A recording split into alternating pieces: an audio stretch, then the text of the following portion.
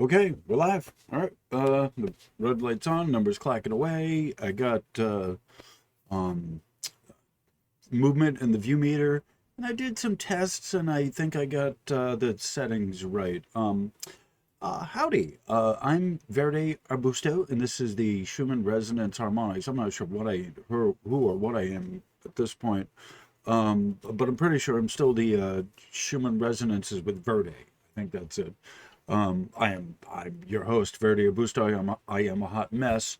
I've needed to do this video for a while. This is the last video that I am going to do before the studio closes down.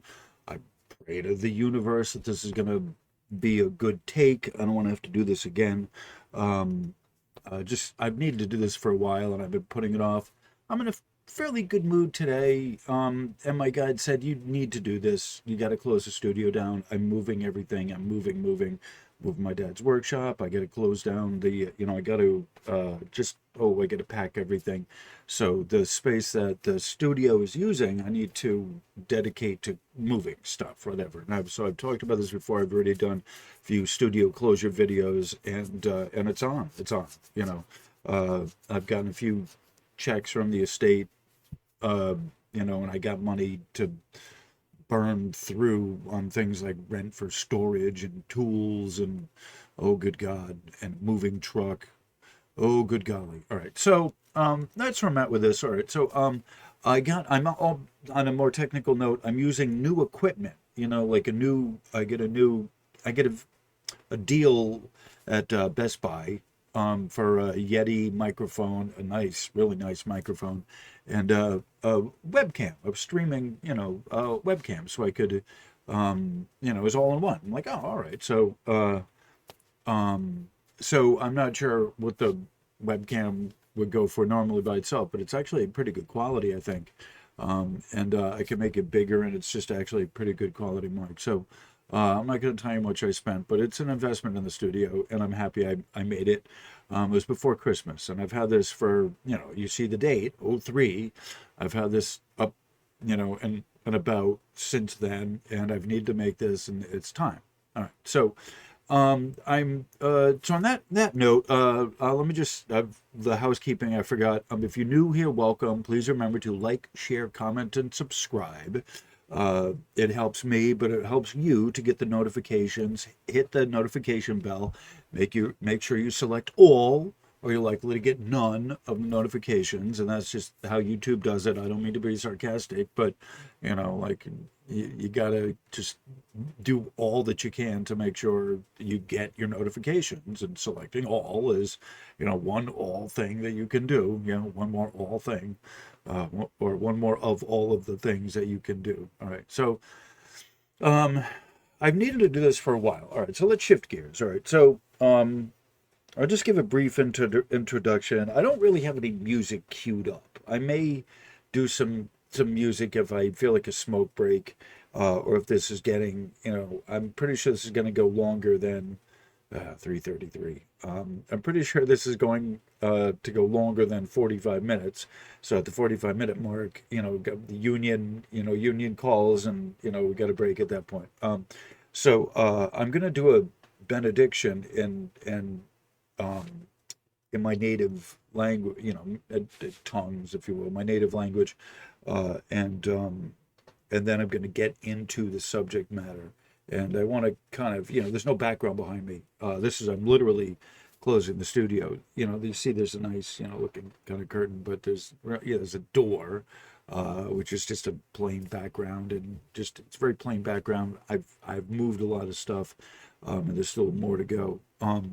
But the studio's literally in the middle, my studio, the computer, the mic, and all the equipment I have is in the middle of the room, and so I now need to kind of move things around, and I'm not gonna I just need to clear it out. I just need to do this. So I've talked about, I did 4 videos on the studio closing thing. Thank you for being here. I hibernated enough. It's just time. At 4:44, it's time time to get on with this, right? So this is basically the without a longer introduction on this. This basically the etheric technicians view on what is spirituality. And I don't really have a script. I do kind of actually, I have something here, right? I have a script here, right? So I have a script here. It's something I gotta have, when I do these videos, I gotta have something posted, um, online. But basically, this is I'm ad-libbing, So I have, this is the this over here is the typeset version of this, right? So these are my notes, right? So this is a kind of an improved version of that, which I'm not going to read. I'm going to read what I have here, and then you can read the other version at your leisure. And it's a different version, right? This is the one I have, and since I've done that, I've kind of thought about it, blah blah blah, whatever, blah blah blah, whatever. Get into the material. All right, so hold please. So all right, so it's let's get into this. I'll do the benediction now. I love you all. I love Source God, Prime Source most of all. I'm working on loving myself. I'm better today. I love you, Jacqueline. You're absolutely fabulous. Sister from another mister. You just keep me supported. Bradley, of course. Bradley's grandpa, like just of the family. Bradley has a very good, kind heart. And what's his name? Swanee, Crazy Swan. East Side, okay. East Side is up. I think that's it. East is up. Okay, it's all one. And of course, thank you to Wages, and blessings to him, blessings to Mark Pyers, and all you guys. So, those of you who have been following me for a while, I talk about the Shimmer resonances and the geoelectric grid and all of that, and I try to present this less from the perspective of what I give you the technical readout of the graphs and stuff, and that's what I've been doing for 3+ years. Okay, the technical readout, how to read everything technically, and it is very complicated. Even for me, from my perspective, there's a lot that has to go on to grasp. So I've given the technical understanding of this, and this is all fine and good, and that's what I love doing. But yet, by the same token, there are people coming into this with a need to know more about spirituality relative to the practical, hands-on approach that I take, right? What's the difference? What difference does one person make? I've asked that. I have kept away, not to prove what difference does one person make, but because, what difference does one person make? And my guides tell me that you have a unique take on all of this. It's not just grasping the technical, highly, highly technical stuff up to the math part of it, the trigonometry and all of that. That's not my that's not my cup of tea. That's not what I'm doing. That's not what I'm presenting to you. I'm presenting a much different viewpoint from a practical perspective on how to read the graphs, what's happening up there in the ionosphere and in the sky, in very down-to-earth, realistic terms. And I don't how do I look at this? I don't present this from the perspective of how you should feel on your end based on what is going on, but I present this from the perspective of you are a component in the overall circuit. So your grounding, among other things, what you do, how you, what you intake from salt, and how you hold on to stuff, and just a number of factors, whether you ground or not, if you meditate, like all these things, that affects you more than what's going on out there, because regardless of what's, like it could be a calm day, but if you're not used to, you don't have calm in your life, it's always just going to be, just chaos, right? So, this is something I've, and on those days where there really is something, like a heavy electron stream coming in or heavy magnetism or whatever, it's just making it worse, right? And so this is part of the thing of it, that it's not even about spirituality and God and finding some higher self. It's about you finding balance, emotional balance in your life, right? And that's where all of this boils down to, that spirituality has more to do with your emotional balance than it does finding God or something greater than this whole, I don't know, this whole life on Earth, the aliens or the angels or whatever, any of it doesn't matter, because here in human form, you still have the obligation of the veil of Maya, and the from the angels to whatever other advanced races that are allegedly here to help us. They give us a wide berth because we are supposed to be shaping and forming our own destiny, and the positive ones aren't stepping in to help us, to save us from or for ourselves, right? They will motivate us to do it, to be strong, and to have the strength and the faith and the belief that you yourself can do it. That there isn't anyone coming to rescue you.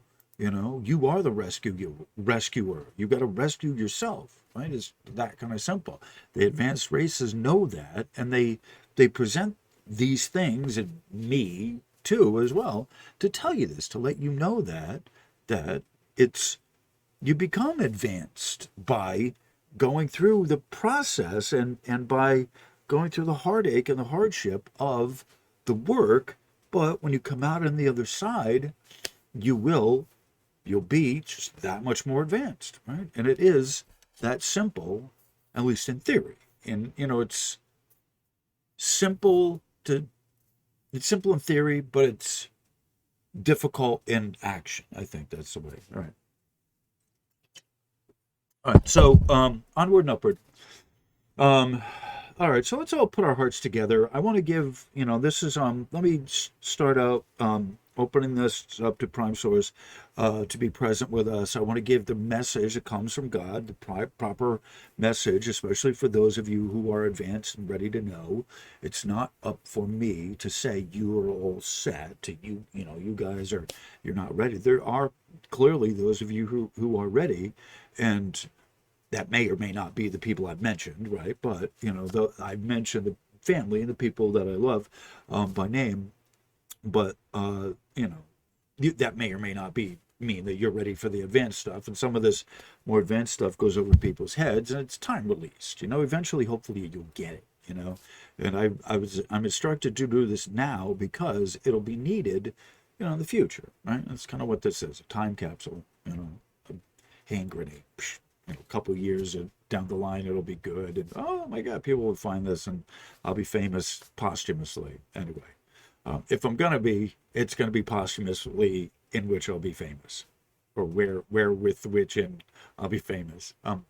So in my private life, I really have a lot to tell you, a lot more to tell you. I'm gonna try to document some of the stuff. I have my dad's workshop just as a fun thing, just so you can see the stuff. I took it out of my dad's workshop. We cleared it out. It took a week. There was a before I get into the benediction, on my on a personal note, that my dad's workshop had so much crap in it. It was like a 50 by 50 spot, I think, space.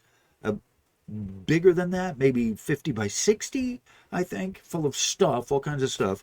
So I figured a 26-foot moving truck with a lift gate would be good, would probably be about the size to move everything, because we weren't moving everything. However, ran into a license issue with the weight. I don't have a CDL, which is a commercial driver's license, that's capped at 26,000 pounds. Which is 8 tons, I think. I don't have the the ability, or I don't have the license to haul that. So we had to get a 16-foot truck with a lift gate, and then we got another 10-foot truck with a lift gate. There's a bunch of antiques in there I need to reassemble. There's picture frames, and after that there's more frames, and after you're tired of all the picture frames, there's still more frames, some with pictures in them, some with prints in them, some prints that need to be assembled with the frames. It's an insane amount of frames. They're all over they're like the freaking fribbles from the Star Trek. Like I have no idea. The bit all sizes, right? Just every size frame is represented in this. Some are antique, some are new. Like, oh my god! And there's tons of stuff which I'm not even going to get into. But it's just been fun going through all of this. So that's my dad's passing, his estate. We're clearing it out, his workshop. Like all kinds of stuff. So I'll have to give an update on that, because there are those of you who are interested, and those of you who do want to know, and you give your love and support, and thank you, for the 2 of you. I think there's still 2 of you left on Patreon. I don't need it as much now, but it is nice to know people there, and I'm going to try and post some stuff on Patreon. Oh, I've been hibernating for the holidays. I'm back up. Yay. The swing is coming back up, So anyway, I got to do this. I got to clear out the studio. Anyway, so onward and upward. Thank you for being here. I appreciate everyone. I want to give the right message from Source, Prime Source Creator. And time are we at? 16:45. All right. So,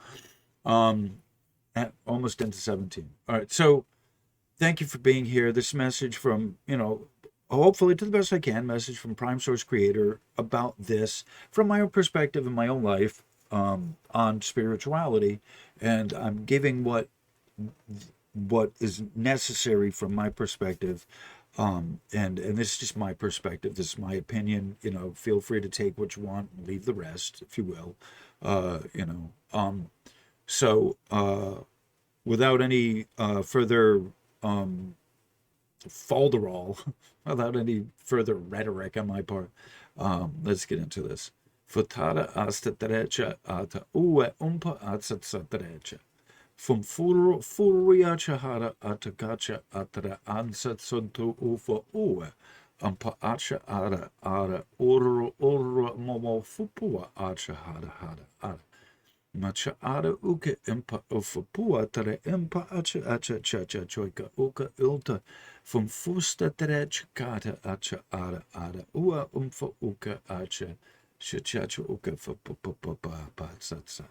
Prime Source Creator, God, the one, all, and the angels, whatever benevolent spiritual beings are predisposed to want to help humans.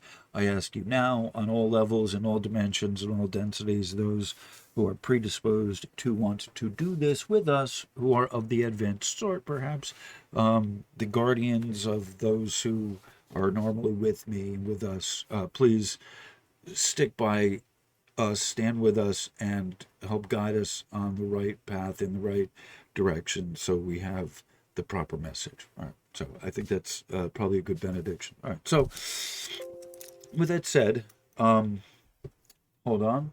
Let me hold on. I got to plug in my laptop. Okay.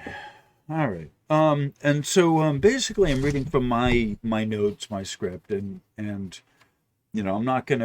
just this part here with the text is more for to keep me company. And like I said, I wrote this out so I have something to post online, which I need. But I'm gonna kind of go with the notes here. What is spirituality? It's the eternal search for the now, unfurling about us as an all-invasive, all-inclusive field, finding now the still point, giving my entire attention to this moment is the door through which to contact the Almighty. Right? So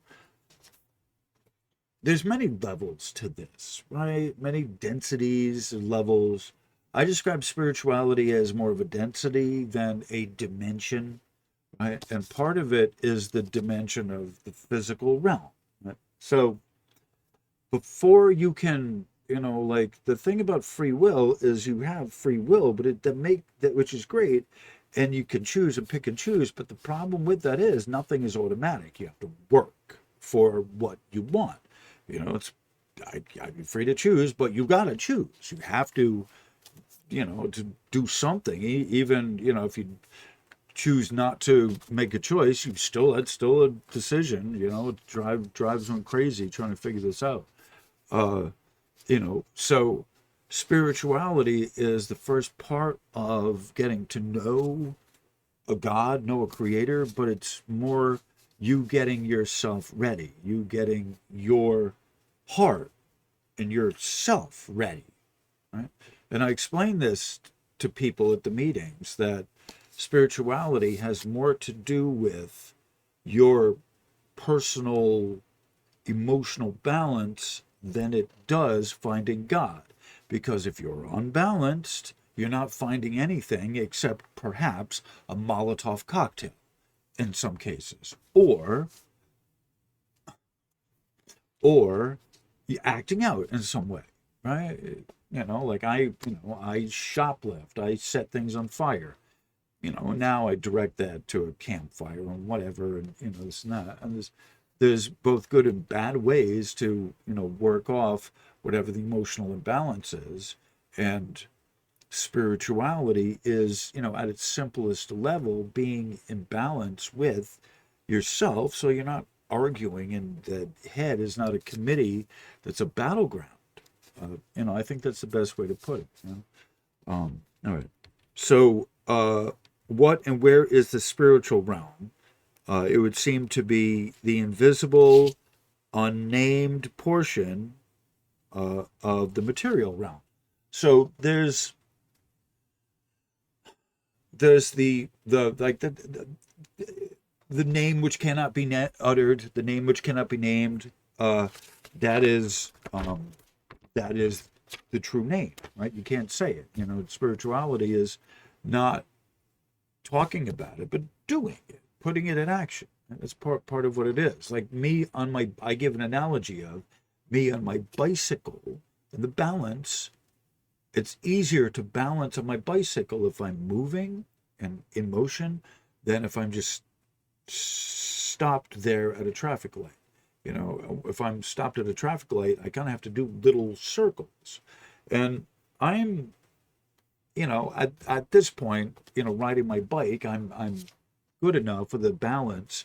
I'm fairly well balanced at this point, that I can, stay fairly well stopped. I don't move much, and still maintain balance, but I have to move a little bit. Even at a stoplight, I still have to move a little bit. Even if I'm not doing circles, I still have to kind of move a little bit, and that helps me keep my balance. Uh, and it's extremely difficult on, say, a bicycle to keep my balance without moving, right? And even you can say, well, I can, standing, I can maintain my balance standing, but right, it's like, can you? How long can you stand in one place and be comfortable? Right, that's sort of the thing of it too, right? Is it's like, oh yeah, I can stand in one place. Well, for how long? Right, and you don't even have to carry anything, but at what point do your feet hurt?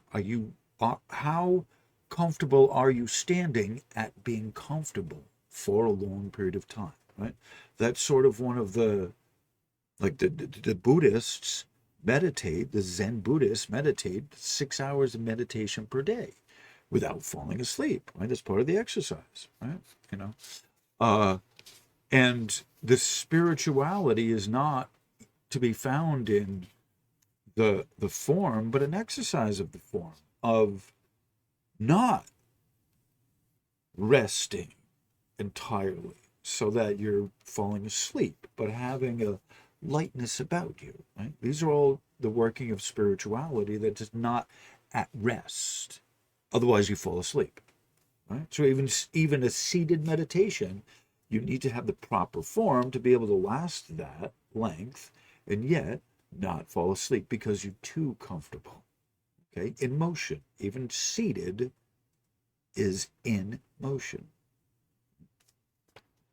Um, of myself, I know little outside of my sadness and loneliness, and that, I think a lot of people have that, and I believe it's really important for me to touch that, to be in touch with that, to talk about that, of me cultivating the sadness and loneliness of being here, and of what I phrase the isolation suit of the Ademu, the clay body of the physical form, which is property of the planet, property of Earth, property of the Veil complex, and it's mine to be a steward of. It's mine to use.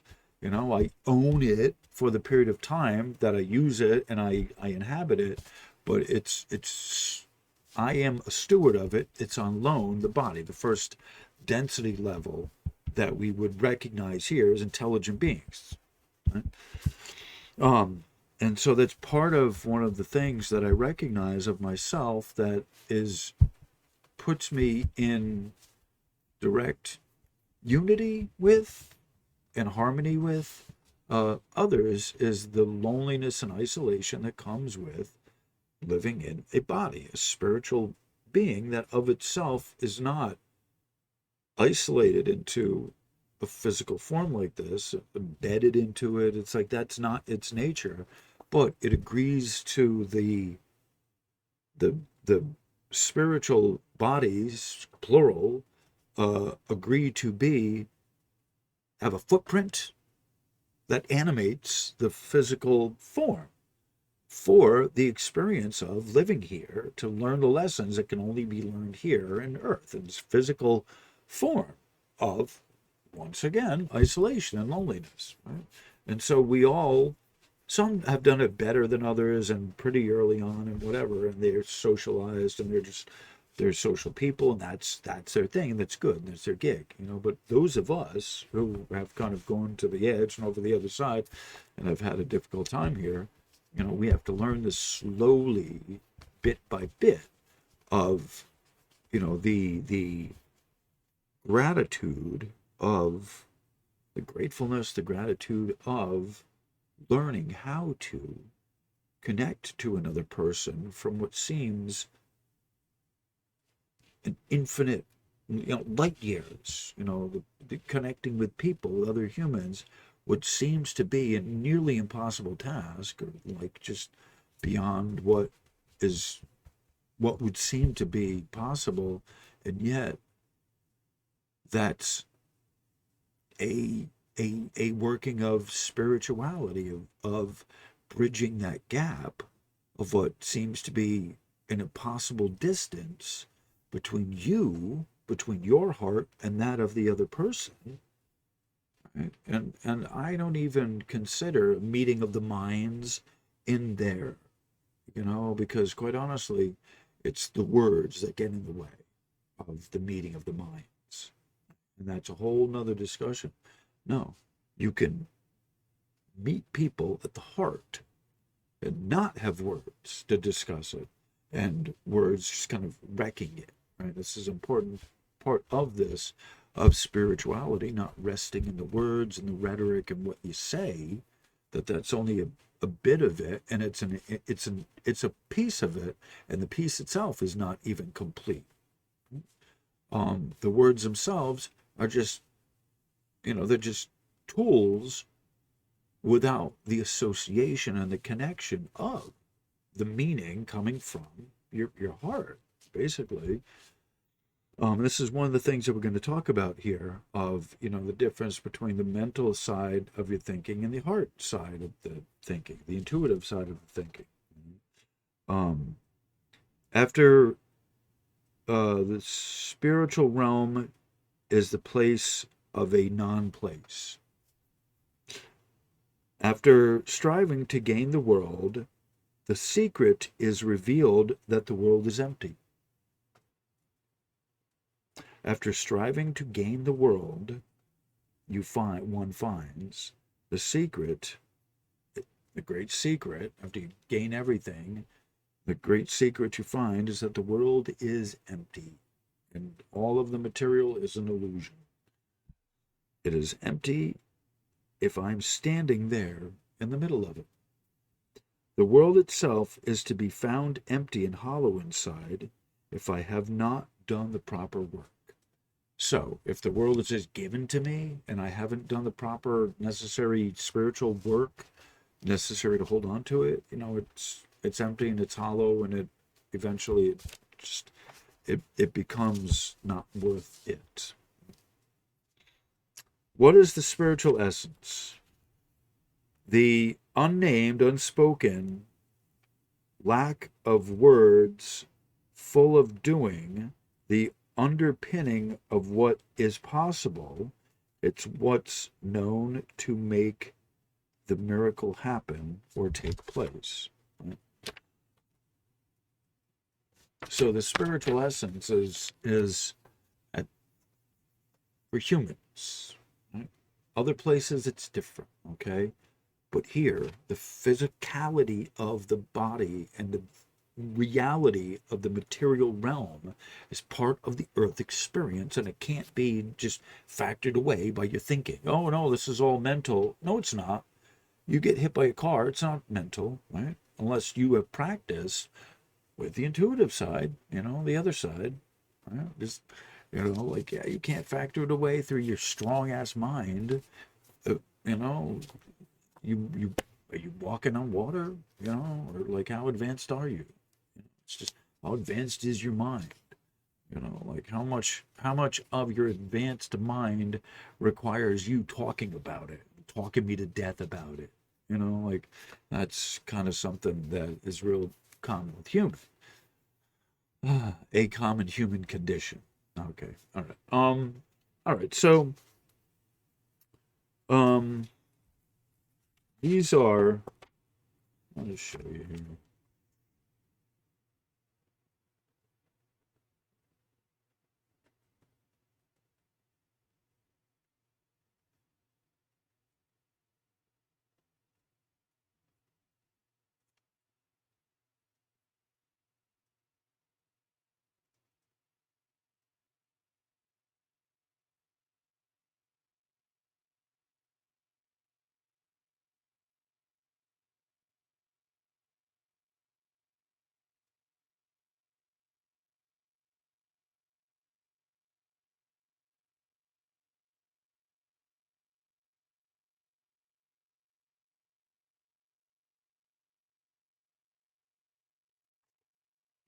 So what I said is, uh,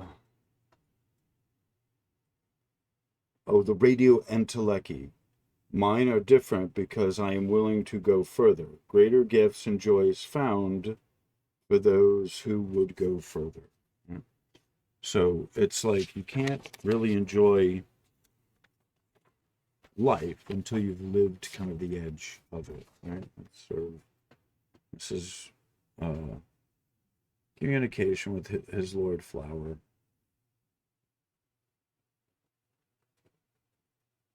I will have to, I'm gonna have to post these somewhere. Door to Lord Flower. There's more of this, but I think what I'm gonna do is I'm going to,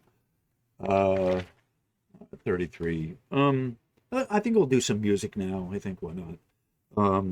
And I got to find the maximizing spiritual pursuit. So let me. I'm going to pause this here. Now, if you want to smoke, now is probably a good time. I'm going to pause this and figure out the radio thing, the audio thing here. So, oh please. Okay, all right. So I found something. I think it's good. This is the actually from the middle of this year, August, when Aaron did the roller skating gig. So I'm gonna let this play. Smoke break time. Hold on. All right. So this was in the middle of when Aaron. This was because you couldn't hear me over that. This was in the middle of the summer. Aaron did the roller skating gig. I have a video a couple times of him doing the roller skating gig. This was the mix he had done for that. I couldn't find it for a while, and so now I found it. So This is happy times with Aaron. We're on smoke break time here.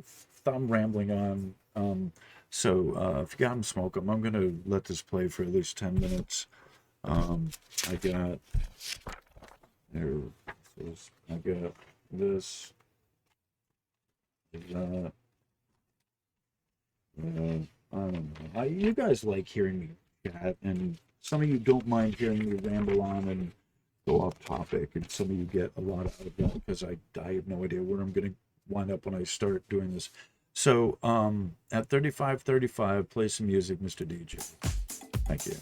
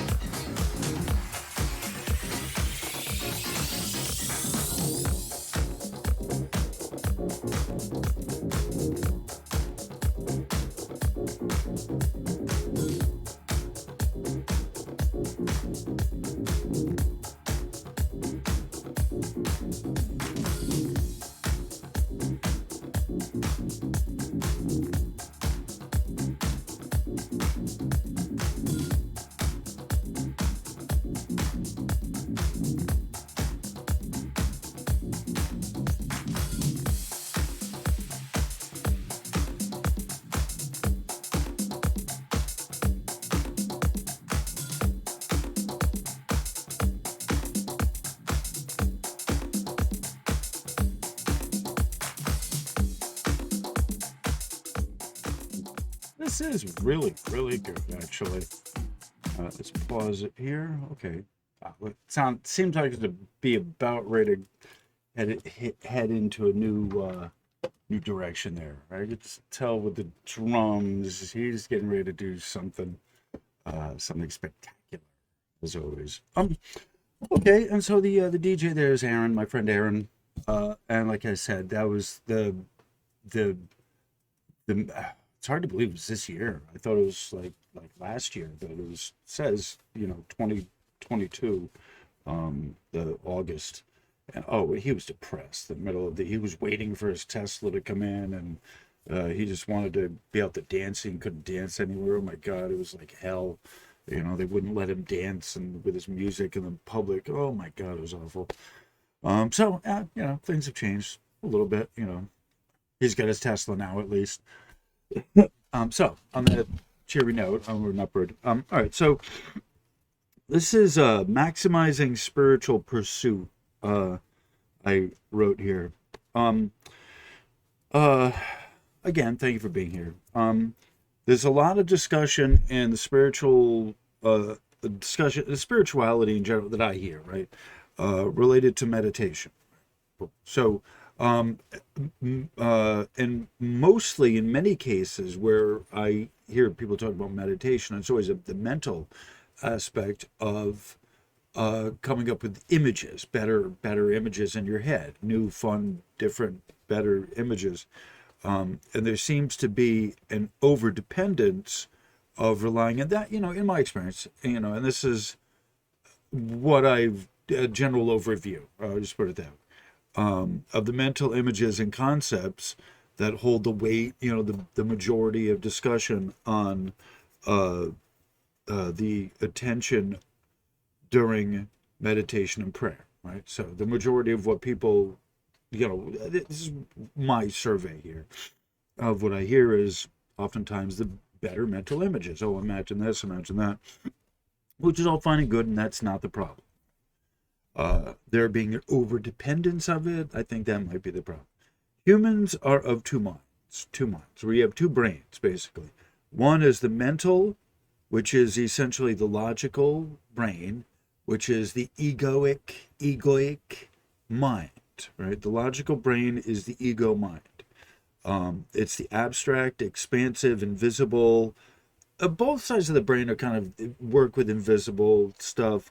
However, the abstract and the logical part is way out there, can come up with some pretty far out there kind of stuff, where we are looking to make sense of our world. So it can come up with all kinds of stuff to help rationalize or to make sense of what might otherwise not make sense, if that makes sense. And when we talk about making sense, that's the logical sense of the brain. It's not, what other sense would you think it is? What other sense do you got? A sense of sight or smell? That's, you have to consider when we talk about making sense, what that sense actually is. Common sense, is that something that everyone has? Is that how common is common sense? I don't know. Not everyone has it, but it is potentially there, because if you ask people that walk across the road without looking both ways, they think that, it's on you, you should have seen me, right? It's common sense with the driver to, if they dart out in front of you, you should have seen me. Well, you didn't see me, right? So everyone can rationalize their own behavior, and that's common sense of rationalizing that's common sense. The most common of the senses is rationalizing your behavior, why you should get away with the most destructive behavior. Let's put it that way. Humans are, like I said, 2 months. Hold on. Making sense, like I said. So what sense do you think that is of making sense? The making sense. What organ is making sense, right? The making sense organ. So that's the thinking aspect. We're looking at make sense of our world. Then there is the physical body, as mentioned by the brain organ, the physical now of the feelings and the emotions of the body itself and the vessel. So the first mind is the logical, rational, reasoning mind. Okay. And then the other brain, you have two. They're not just hemispheres. They're like two equally operating brains that don't talk well together, that don't act well together, but they try in the back of the brain. They're connected in the back brain, that the brain stem, I think it is, or the corpus callosum, or one of them. And so that's where they talk in the back brain. But they're in the functioning, the normal functioning, they don't really speak except through enzymes, hormones, pheromones, and electrochemical. But other, like, it's they operate independently, except when you're sick, right? Or during meditation, or times where you pull back the reins of the logical mind. The other brain is the intuitive brain, and that one is the one that largely kind of monitors the body, the rest of the body, including, Mr. Always Right, the logical side, and even tends and cares for that, right? The mental health. The logical brain is kind of on its own, and is taking the rest of the body hostage, right? Essentially, it's a good way to look at it.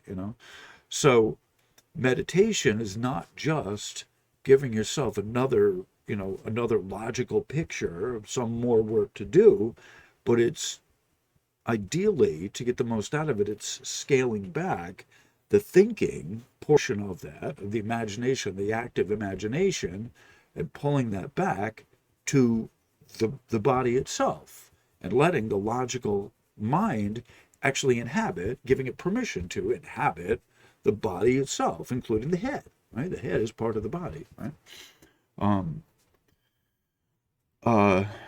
And so part of its goal is to treat logical thought as one more sense that needs tending and healing, like all the rest of your senses, the sense of touch, for example.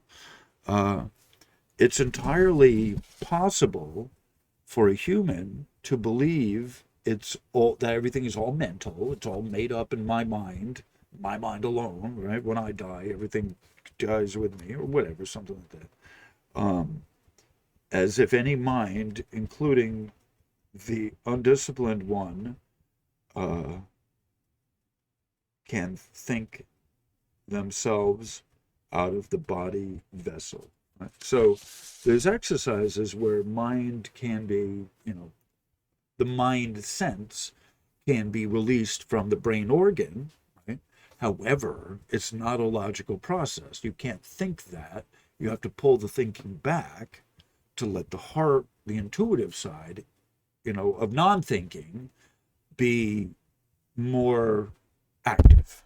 Right? The non-thinking portion has to be the one that's active in order for that to happen. As you're thinking, you localize your body, you localize attention, intention, and the field of potential narrows down to whatever you pay attention to. That's, I think, the simplest, easiest way to look at that, in action of what you're kind of facing, of the mental aspect.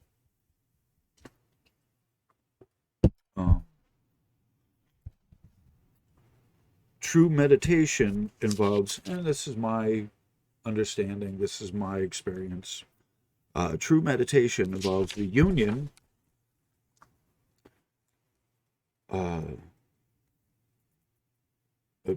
depends upon the union between both hemispheres. All right, so both of these hemispheres talking to each other in non-verbal, non-logical type of ways. So that's part of the purpose of it, part of the activity of or behind meditation in its proper sense. the side of imagination and expansion, egoic thinking, of just, expansive thinking of the empire you're building, or, of where you were 2 weeks ago, or just whatever, all kinds of, I don't want to miss out on anything. There's so much going on, I need to be part of it all, like this type of stuff. That side. And then the hemisphere that's ruled by the heart and lungs, that's ruled by the heart and lung coherence, uh, and monitoring them consciously and consistently. So the brain side that works to be in coherence with, or monitors the coherence between the heart and the heart rate and the breathing rate, and tries to be in coherence with that, right? That is that those two hemispheres, them operating in concert, them operating in union, is the purpose of, or the undercurrent reason behind uh, um, meditation. Because ego mind wants to know, needs to be in play, needs to be, always in action. It takes control and dominates the rest of the mind, takes the body hostage, your thinking, your spirit, your soul, everything, while convincing the vessel, convincing the rest of you that it's only under the purview, that it's all mine. So the mind takes the rest of you hostage, and then it says, oh, it's all mine, right? Like that's sort of what it does. Like the ego is, even if you don't own anything or whatever, it tells you, oh, it's all in the mind, rather than your perception of what's happening. And that is one view, one facet, one face of it. And there's more stuff that you don't see behind it, that just because you see something there, you can't automatically assume, oh, I'm just imagining this. Like you can, it's fine to say I'm imagining this, but what am I not seeing? What am I not, please, guides, my guides, give me the sight beyond sight that allows me to have a sense of what I'm not seeing, or what's behind the scenes that I need to know. Please give me some type of I don't need to know everything, but what's going on behind this that I need to know, that is important to, whatever it is. And that could be just in my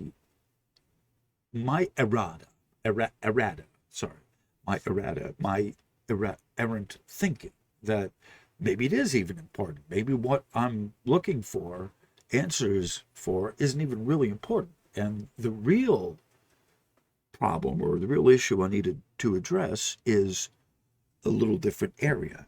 And so, because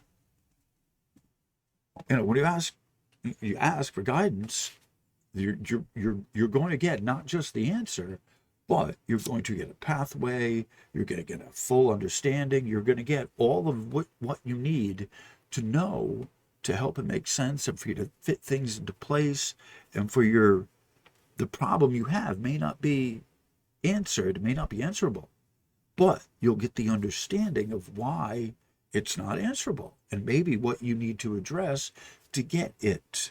Some things you need to do, right? It's just any number of things. I can't give specifics or details, because it's up to that part is, you can't know that until you're going through it. But the most important thing is to ask, what do I need to know here? What's the behind the scenes thing that I need to take care of, that I can do to help this move through, right? And that's part of what and after you ask, you have to be quiet. You got to shut up, stop talking, don't even write, don't just sit there and listen. After you ask the universe, give me the guidance here, you have to make an allowance for the time. And right then, when you ask, is the best time to do it, not later. If it's important enough for you to ask at that time, it's also important enough for you to sit down, shut up, spend 5 minutes waiting for an answer, right? That is the most obvious thing to me, and yet it needs to be said because it really doesn't seem to be obvious to everyone that even if you rhetorically ask and under your breath, and you're not even thinking that, oh, the universe will, if you voice it, right, tell me, God, answer me, and you're left with that desperation and exasperation where you no one else can answer the question, and you just or can help you solve this or whatever dilemma, whatever problem, whatever corner you're in, and you think enough, you know enough to ask the universe, please God, give me an answer here. What what do I need to know? That's the time to sit down, shut up, and wait for your answer, no matter where you are. And I humbly submit to you, lots of great, wonderful things can come to you if you sit down, close your mouth, and listen. Just people run their mouth so much and thinking it does something and just, oh, just shut up. Just stop talking. Just shut up, please. Do yourself a favor. If you want help from the universe, do yourself a favor. Sit down, shut up, and listen. I just humbly submit that to you, humbly and respectfully and humbly submit that to you. Like, you don't get in your own way. Don't be your own worst enemy. Be a friend to yourself. Be a helper to yourself. And when people offer help to you, accept it and say thank you.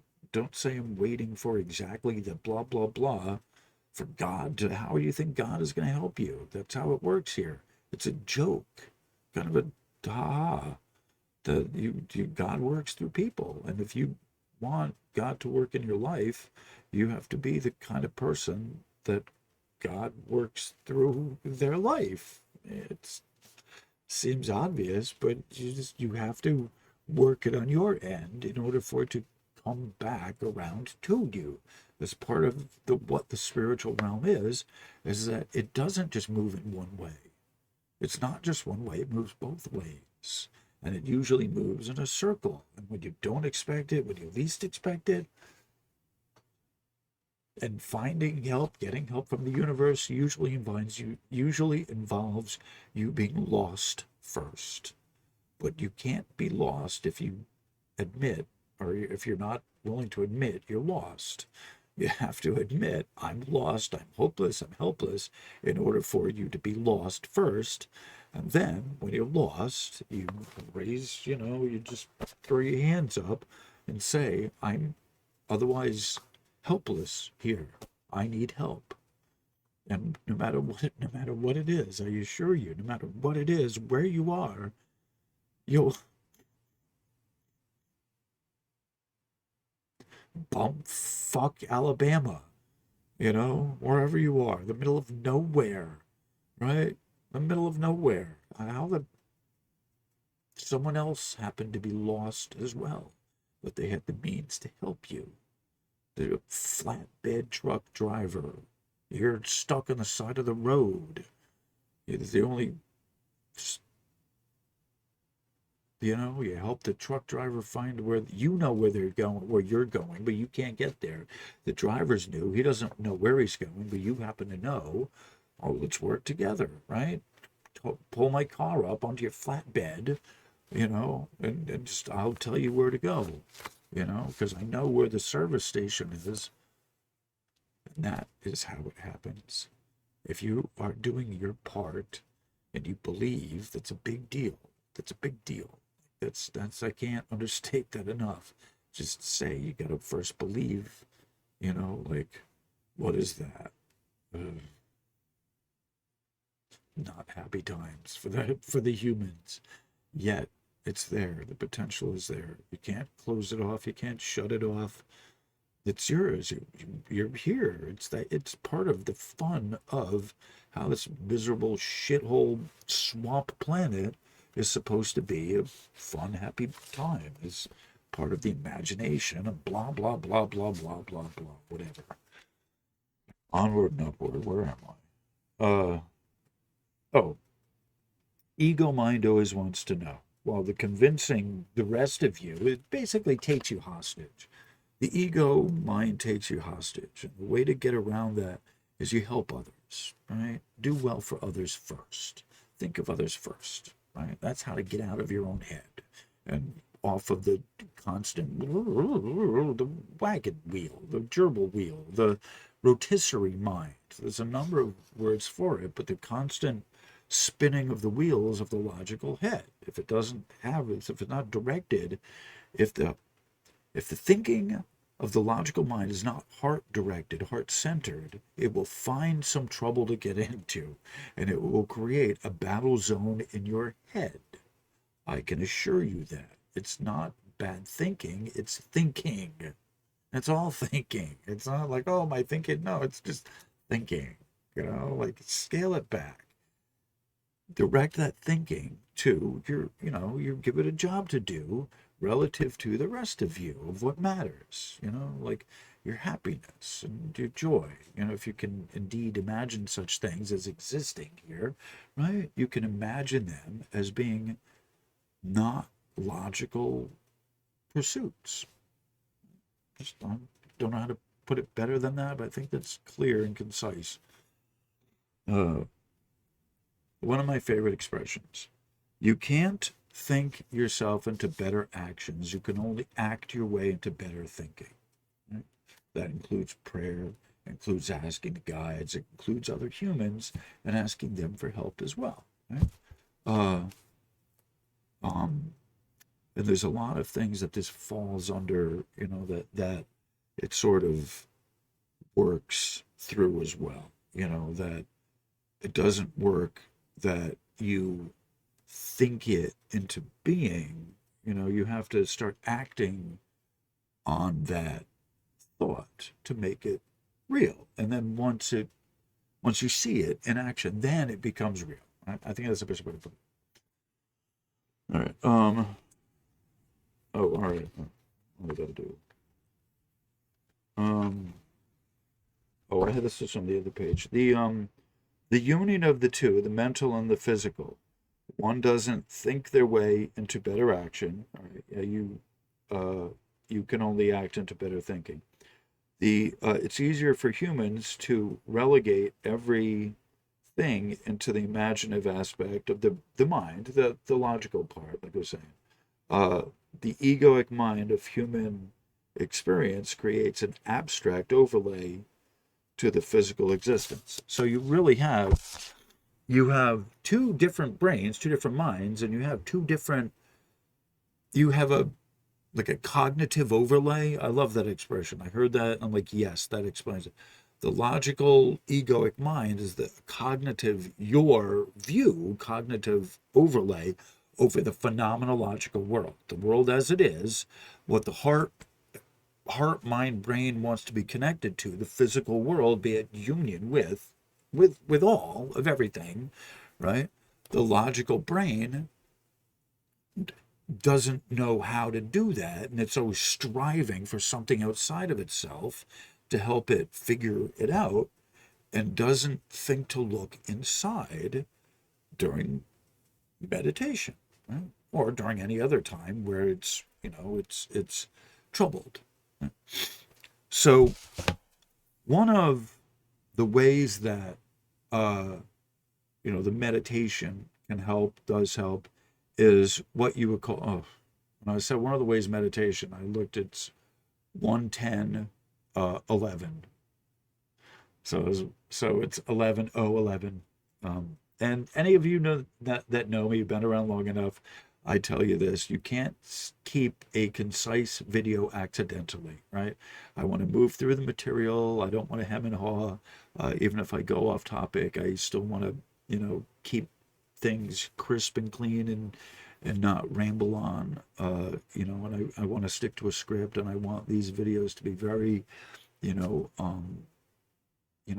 just just well put together. I guess we'll just put it that way. Anyway, onward, upward.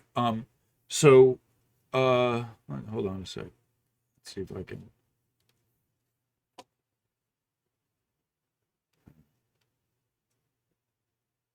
The spiritual realm is one of multiple realms of density.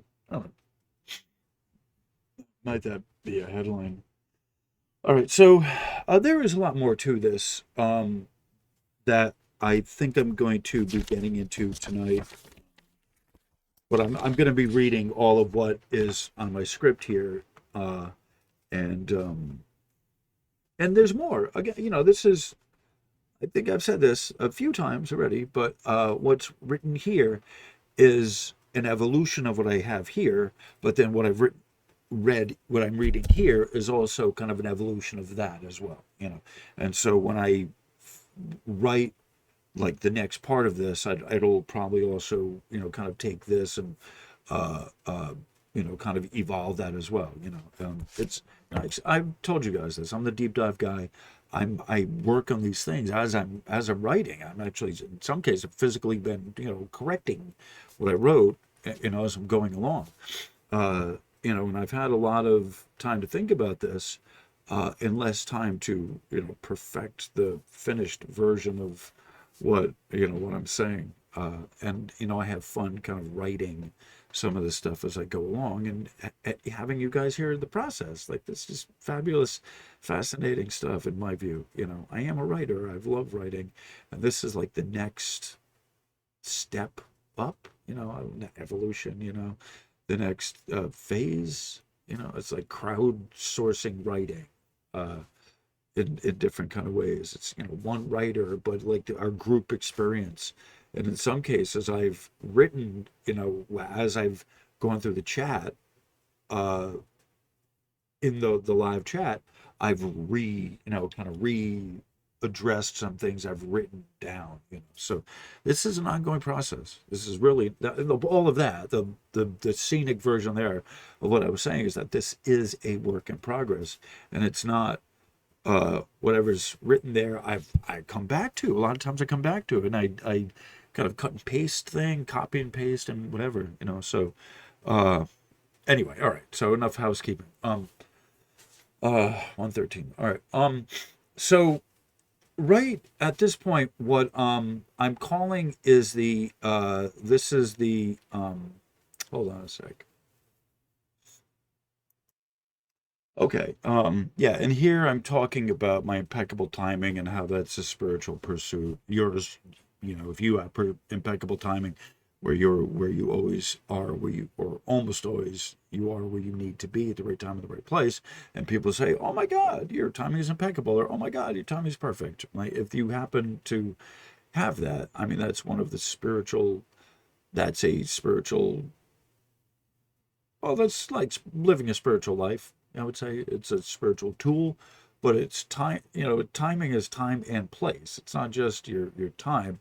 The clock by itself might be pure theoretical time, but that's linear time. And if you start talking about the non-directional time on a spiritual or etheric level, you start talking about, pinpointing time.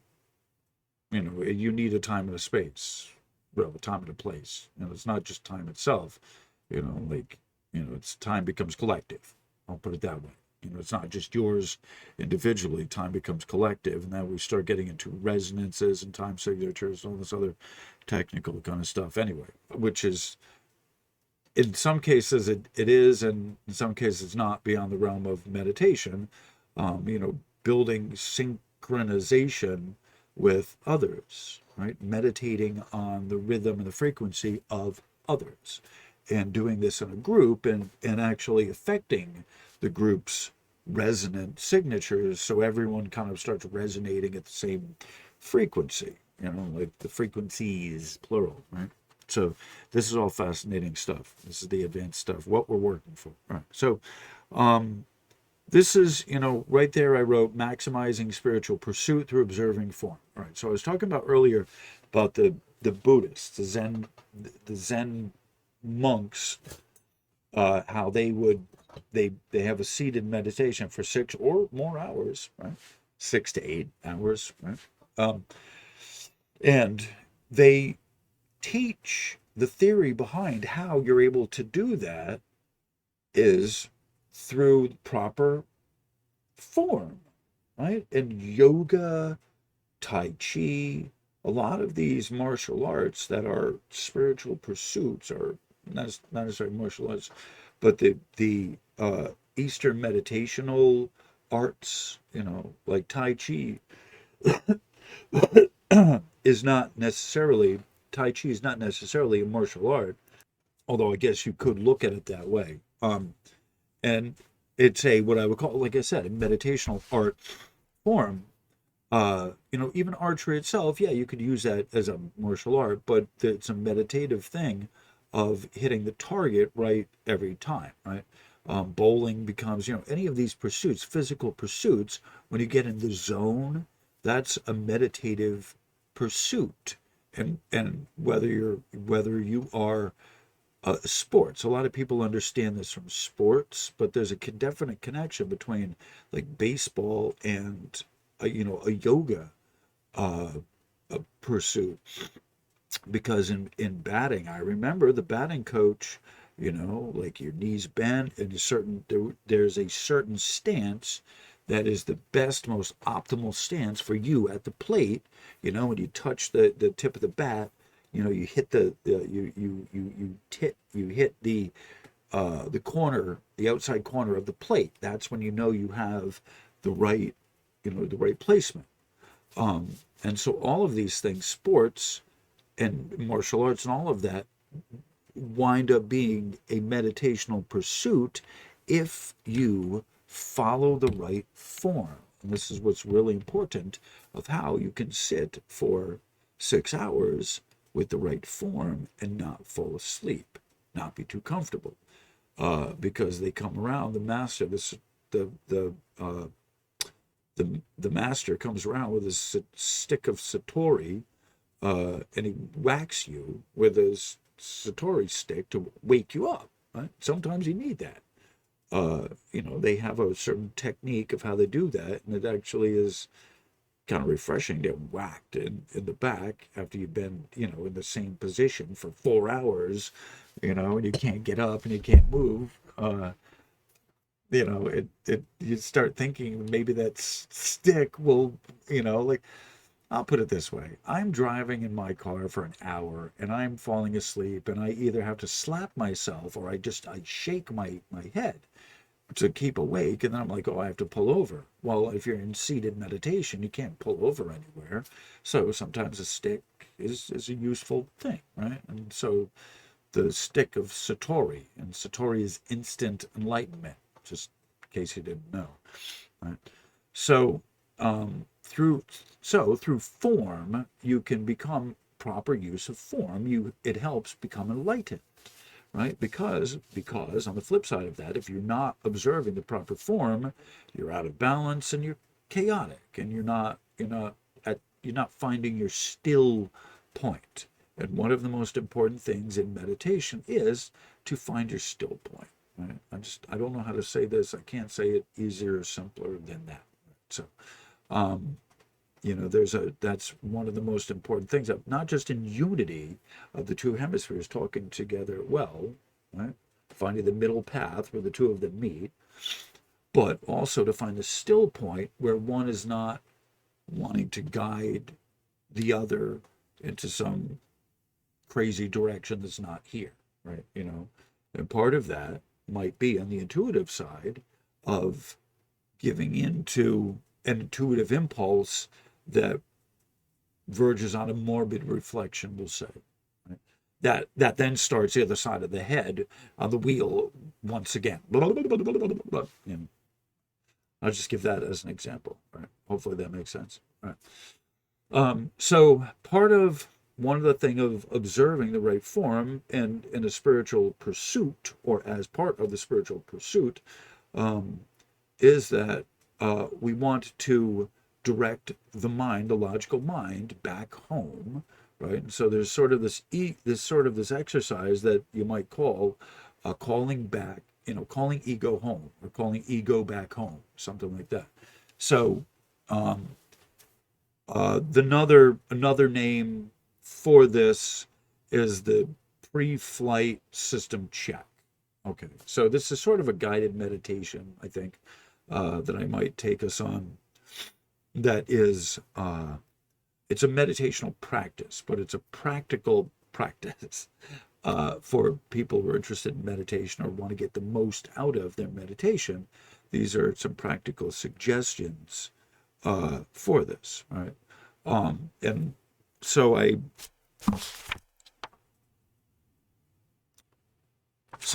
I wrote here, but I haven't finished that. And so that's sort of what this is going to do. I'll read what I have, and then I'll go on and kind of finish what needed to be said here. All right.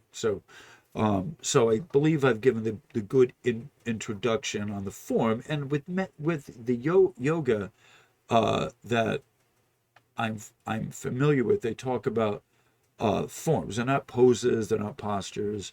They're forms, and there's a reason that they give the forms certain names, is because there's an inherent power behind that form, that if you maintain that, you start absorbing the power that's inherent within that form itself.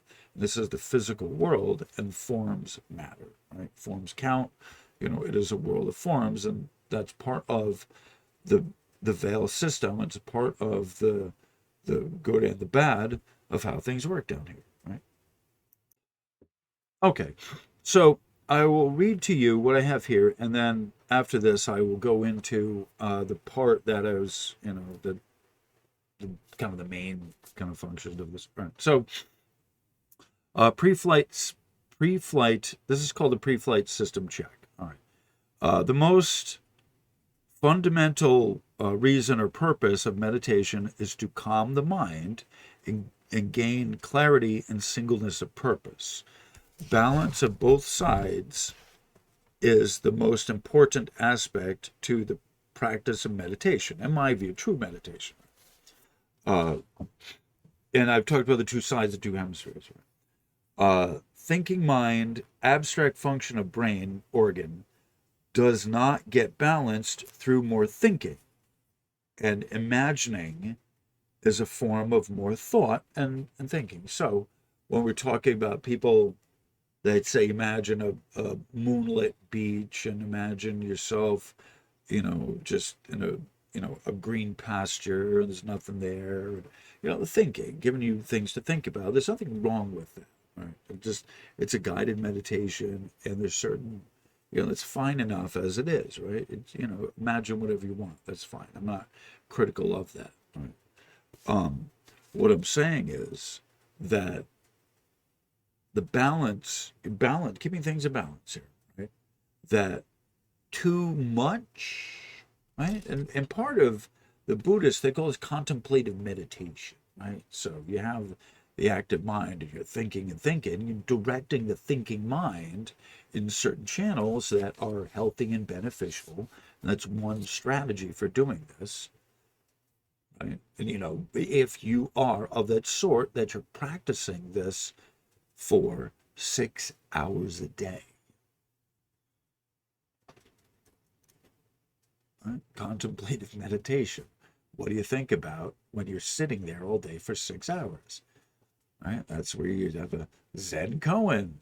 Right? That's where you have these, what's the sound of one hand clapping? The Zen koan.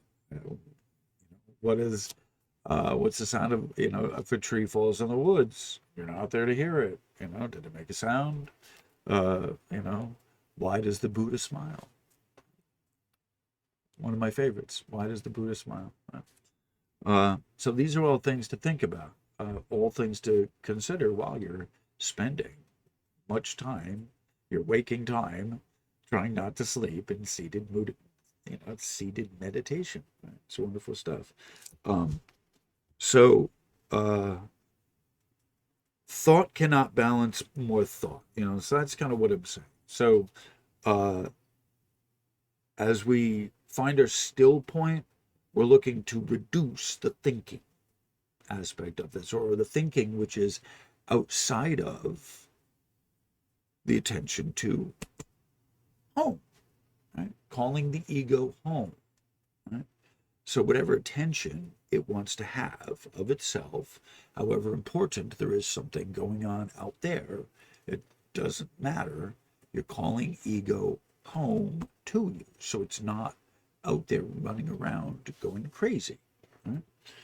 So Um, Grounding balances thought energy. So uh, there's a lot of ways that you can ground yourself. Uh, but when we're just talking about like getting in the zone, in sports and just finding the perfect form and hitting a home run every time, right? Or bowling, getting a strike every time, where your hand just releases and the ball curves perfectly every time. It's all the same, right? Archery, there's a book, Zen and I think it's the Archery of Zen or something about, the Zen behind archery or the Tao of the archer or something like that. I forget what it is. But it's a book that likens, archery to a spiritual pursuit. Right? Um, Proper posture lends itself to maintaining balance. All right, next paragraph. Whether here for the technical explanation. Oh, okay, all right, all right. Um, so whether you're here for the technical explanation of what the Schumann resonances are and how they affect one's daily life, or for the belief in the spiritual aspect behind the atmospheric EMF, and I talked about this at the beginning, there are a lot of people who are coming into the learning of the Schumann resonances for a higher order spiritual pursuit, right? And good, bad, or otherwise, it's not for me to say what's there in that for them, right? But I know for myself, here's the spiritual aspect, here's, what the Schumann resonances are technically, right? You may or may not find something in that technically. We can't substitute some bullshit narrative for the technical stuff because what they do technically and that has to jive up, and your imaginary agenda doesn't physically change the phenomenological world, right?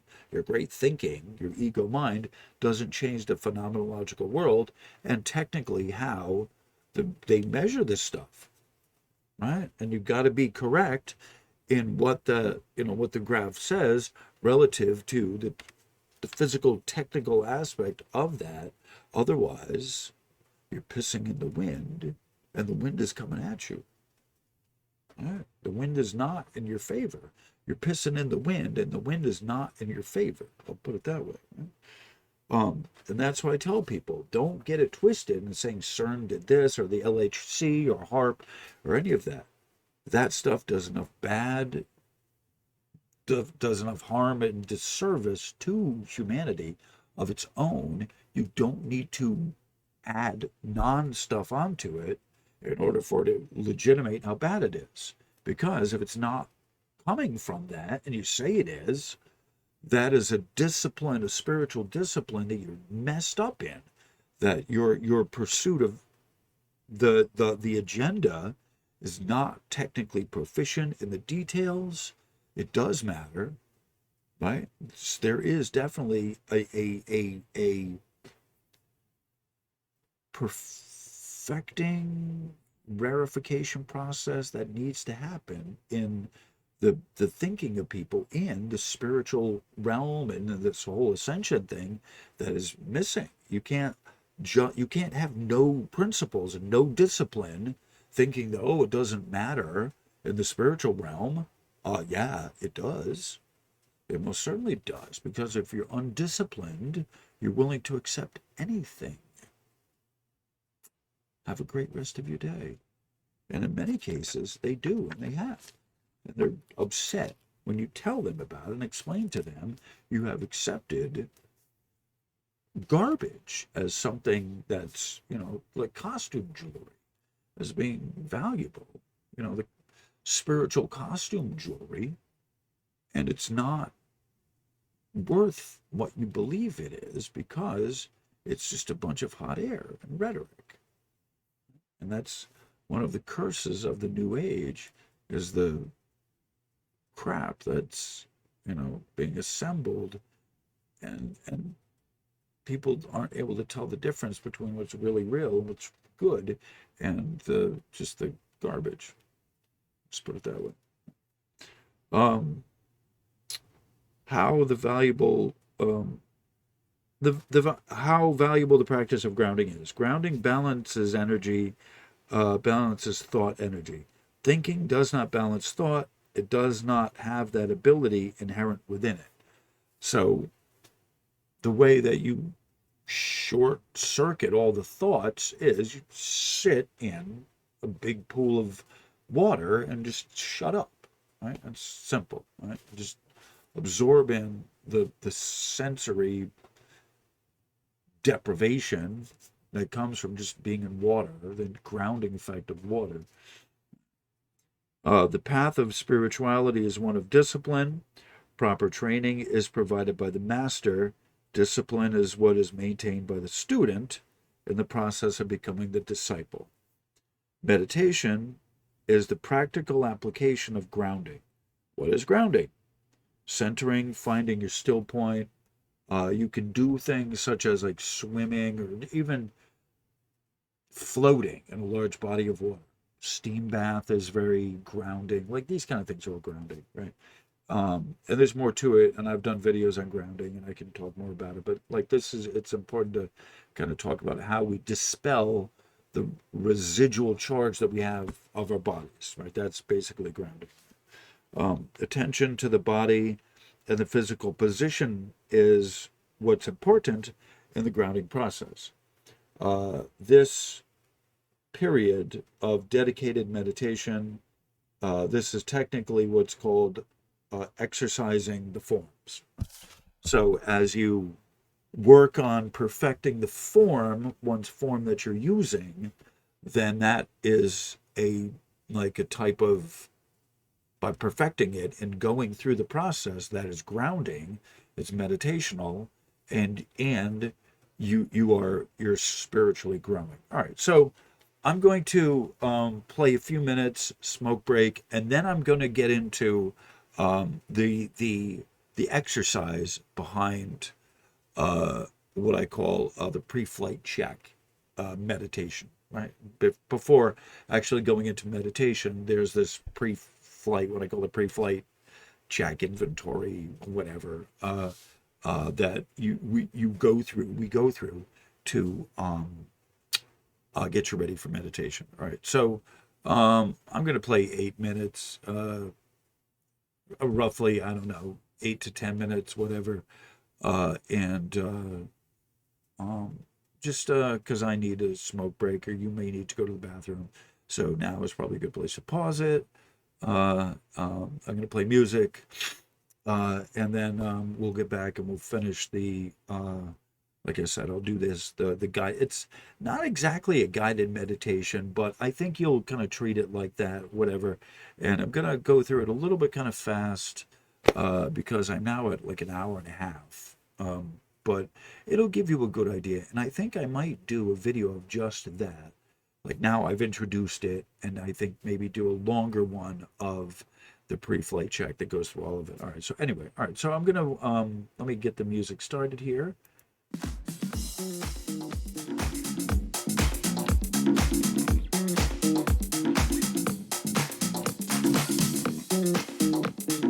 Oh, this is some good shit.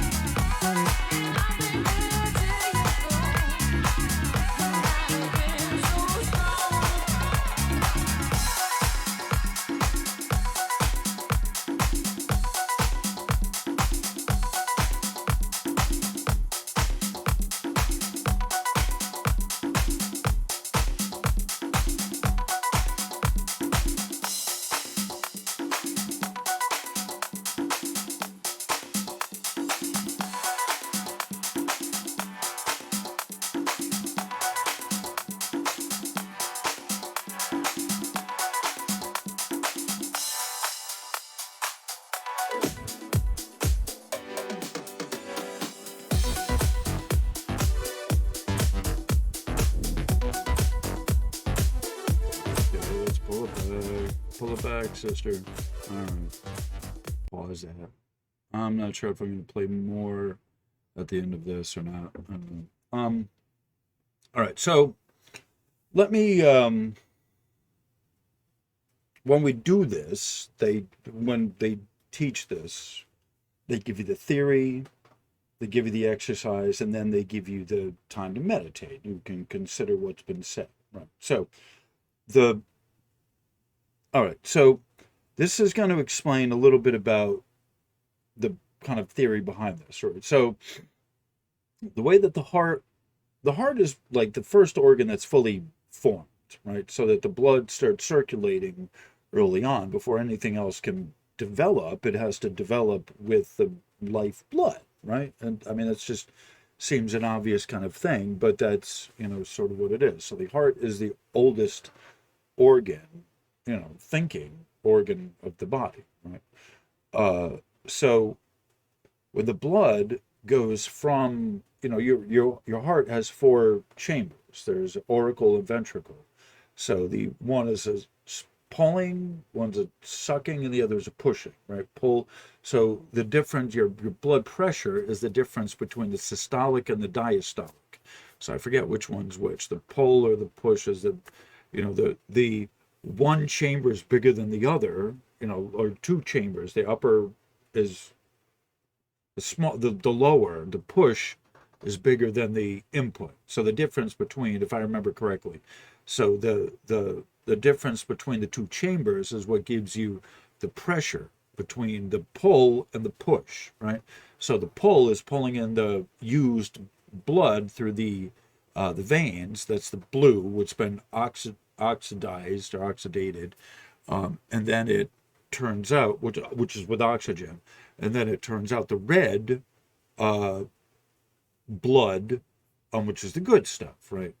So if I understand correctly, so it goes from the heart up to the brain, right? The logical part of the brain first, and then it goes to all the organs. Remember, you have two, like there's almost two of almost everything you have: two eyes, two ears, two livers, kidneys, whatever. Everything, most of everything is duplicate. So it goes to one side first with the good blood, and then it returns on the upside. So it goes, from the head down, all the organs down to the feet. Then it goes to the other side, the feet, and then it reverse. And then it goes to the heart, and then it circles all over again. So by the time it gets back to the heart, it's picked up a lot of stuff from your system that it brings to the heart to kind of refresh and renew and whatever. And then it kind of, sort of filters it. All right. And so you also have filters, organs in the body that kind of filter it. So it works with that as well. All right. So the body itself is concerned with the body itself is concerned with the organs. The body itself is intelligent. One half of the brain organ is concerned with all of this. The other half, the logical mind, is basically anywhere else. It's not here. It's not home. So a lot of people, when they meditate, it's fine enough if you can stay on a deserted island or in the field or whatever. It's fine if you can just do that. However, that's not what the logical head wants to do. Logical mind wants to be elsewhere. It has an empire to build, right? Basically, don't you know how important I am? I have an empire to build, right? That's what the logical mind is saying. So you have to give it permission to come back home. You have to, in fact, tell it or trick it or whatever you want to do, cajole it, threaten it, whatever works, kindly, humbly, kindly asking it is usually the best course of action there. So this is kind of a exercise to get the logical mind home with the rest of the family, home with the rest of the family, and this is the rest of your body, okay? So you treat all the organs as if they're a family member, and this part of what this exercise is. So what you would do here in the exercise, so that's part of the theory. So the exercise, the what I just said is the theory. So the exercise is that you want to call ego home. and that's the logical thinking mind. And one of the ways is that you have to prepare a place for it in your mind. You have to direct it. You have to give the logical mind a chore to do, a task to do, in order for it to be entertained enough for you to keep it home. Right? That's basically the way to look at it. So the logical ego mind, me, mine, me, what is it in my control? What do I have control over? Right? This function of the head, the head trip, this function of the brain, you want to call it home. So what you basically, the first thing you do is present to it a place for it to sit. You want to picture the first thing when you start meditating. Let's say you've got 5 minutes to do this. All right, the first thing you do when you sit, you get comfortable, you get in your feet on the ground, your head directly over your spine, your spinal column supports your head, which is otherwise dead weight, and you don't give into the tendency to want to just drop forward, being dead weight. You want to have it supporting directly over your spinal column, where it's it's a column, right, of bone. So when you get comfortable, you close your eyes. Usually the best course when you meditate, close your eyes and picture a big table. Right? This is a big fancy table in a dining room. The details aren't that important. Wherever the dining room of your choice is, perhaps not the IHOP, for example. You have a nice, comfortable dining room at your house. That's a good thing to imagine. So, but the it's like an oval shaped or maybe rectangle shaped, where the head is at one end and the feet are way at the other end, right? So you picture all of your parts to you as being seated at the table, right? This table, right? So it's time to eat. It's time for dinner, right? Time for nutrients and sustenance. And so ego mind, you got to call it home. You got to say, I realize you do a lot of great stuff out there. I know that you're, building an empire for us, trying to keep us safe and, blah, blah, blah, whatever, words you want to use, but gently coaxing it back home. And you're observing the fact that ego is out there doing something for all of you, right? Yeah, I understand that. We understand that, but it's not time for that now. Right? You've done, this is how you talk to the other half of the head. You gently prod it back home and you give it the image of its place at the table, right? An exalted place at the table. So you picture that empty space then that needs to be occupied by ego, by the thinking, logical, rational mind that likes to talk and use words, right? So you're giving it that first job to do of sitting and being present. That in itself can take a lifetime of mastering, just to picture that, the whole scene there of all of the parts of you sitting there waiting to be examined by logical mind. Right? You're at the table. It's a wonderful, place, candlelight. You have a fireplace.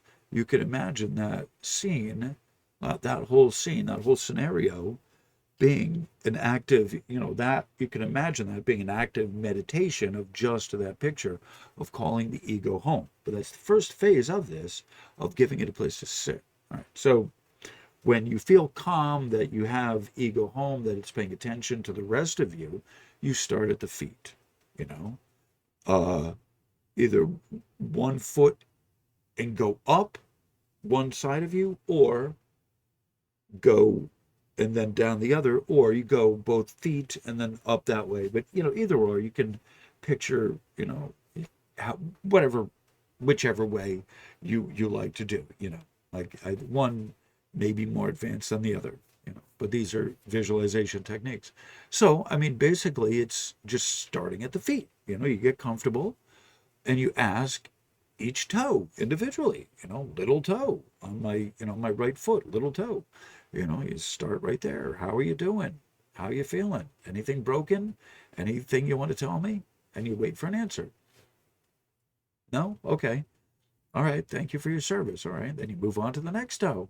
How are you doing? Anything broken? Anything you want to tell me? And you wait for an answer. Then you say, thank you for your service. I appreciate you being there. And you go through all of the toes. You do that very thing. Thank you. Thank you for being here. Big toe. I appreciate all the support you do, all the work you do. How are you feeling? Are you okay today? All right.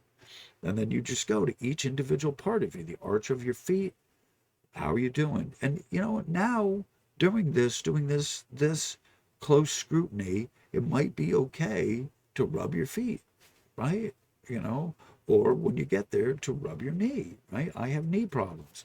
And it's entirely possible, unless you're doing 6 hours of seated meditation in the ashram, meditation is often a good time to kind of rub your knee, like if you have knee problems or whatever. It's just to attend to those issues that you have. And you just go up the whole, knees. How are you doing?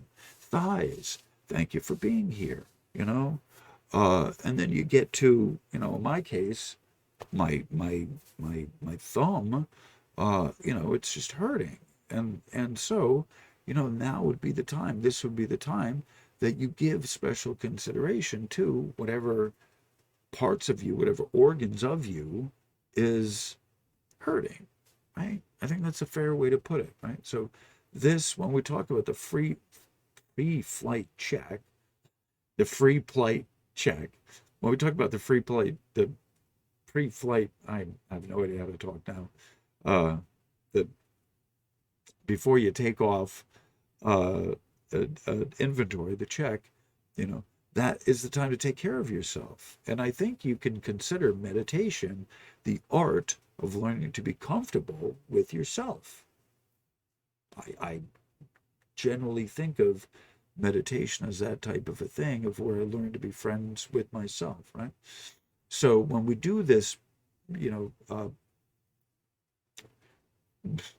pre-flight takeoff inventory, we want to just be at one with our body. We want to be at one, with the ego as a friend, and not something we have to, get rid of, because the ego is a defensive mechanism. It's your tool to use as you want, as you see fit.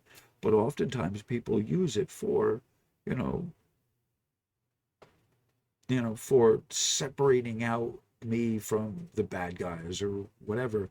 And, who are the bad guys? At some point, maybe I should realize I am the bad guy. I'm the bad guy. I don't mean to be, but I'm a schmuck. I really am a turd sometimes. And I have said I am the heartbreaker.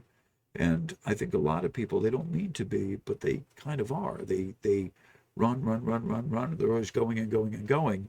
And they don't stop to consider the kind of harm or the damage or the hurt that can be caused by that completely always active life. And the greatest harm we can do is to ourselves. Right? I think it's important to understand that, important to say that it's fine enough that we harm and damage other people, but sometimes the greatest harm we do can be to ourselves, and we ignore it, we push it off because it's like, oh, it's just me, or blah blah, I'm not worth it. And I'm saying this to myself, right? I'm not worth it. I'm not, it's just me. It's okay. I'll just work. Is it okay? It's really not okay. It really truly is not okay. And maybe I don't need to make a video or a TikTok about it, but gosh darn it, I do need to talk to someone about it, right?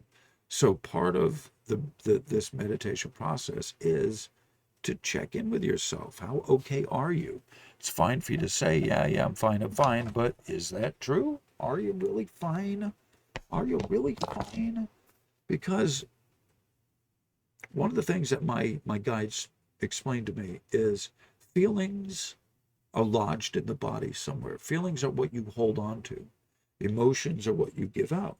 Like, we have the two dual brain, right? It's important to understand this. Bicameral, they call that. The two hemispheres. that's important to realize these two hemispheres don't play well together frequently. And one will lie and the other knows otherwise, but it doesn't say anything. It just gets sick. It just gets diseased from the lies that we tell. Yeah, I'm fine, I'm okay. You're not. And then you get sick. Sickness, I humbly submit to you, sickness, dis-ease, is an imbalance somewhere in the system. And it's basically your body shutting down so that the logical mind has no can has no choice but to stop running on the treadmill. And the logical head has to stay at home with the rest of the body, right? And part of this reminds me of the experience when I got hit by the car and I wanted to wander off and leave the body there. The body's a shell. You know, I looked and like, oh, it's a dead body, right? I'm 7 and I wanted to run off, and that's what they said. You can't wander off. You have to stick with the body. And that wasn't just me and, them telling me the direction. That's also a spiritual pursuit. That's also a spiritual perspective that you can't leave the body. You can't run away from the body. You have to stick with it. It's part of what this is, and it's part of what this experience is.